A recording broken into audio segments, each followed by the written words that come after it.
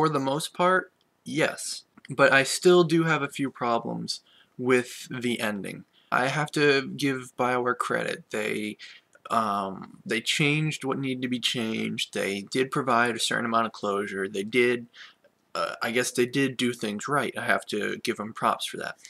And I still have a few problems though. One is it still doesn't explain how your crewmates were pretty much like found lifeless after Harbinger's beam hit you on the ground, and then they just appear on Joker's or the Normandy. They didn't really explain that, so I'm a little, upset that they didn't fill in that plot hole. But again, as I said before, they did quite a bit. Probably what I'm most disappointed about is they didn't expand upon the breathing scene after the Destroy ending.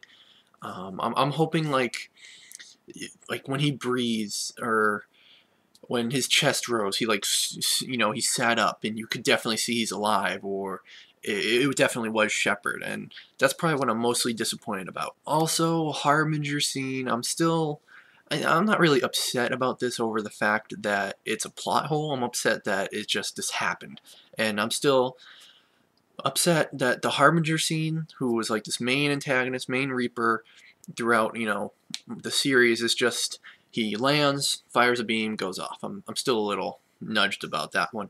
But the last thing I want to point out is the Refusal ending, the new ending. You can refuse or shoot the catalyst, and when you do, his voice turns to Harbinger's.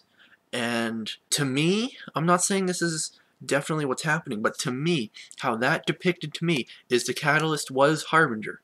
In that leak that came out of what, NeoGAF or 4chan, I can't remember, but it had like a picture of the catalyst with his arms out, and it said like Harbinger Reaper or something on the right hand corner of like a model design or something. That pretty much to me proved that the catalyst was Harbinger. Now I don't know if you can fit this into the indoctrination theory, or if it's just Harbinger wanting peace or something. I don't know.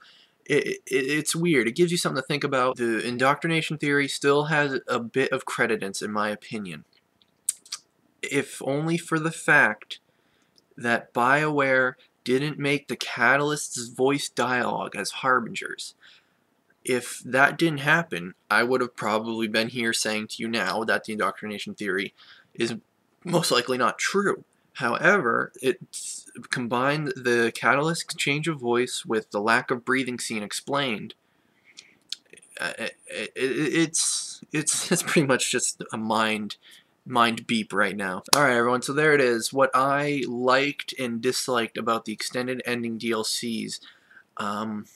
Lastly, I'm just upset that these endings weren't implemented into the full retail game. I'm still sad and frustrated about that. Why are we now just getting these clarifications months after the game releases? Why didn't BioWare put this into the game when it came out?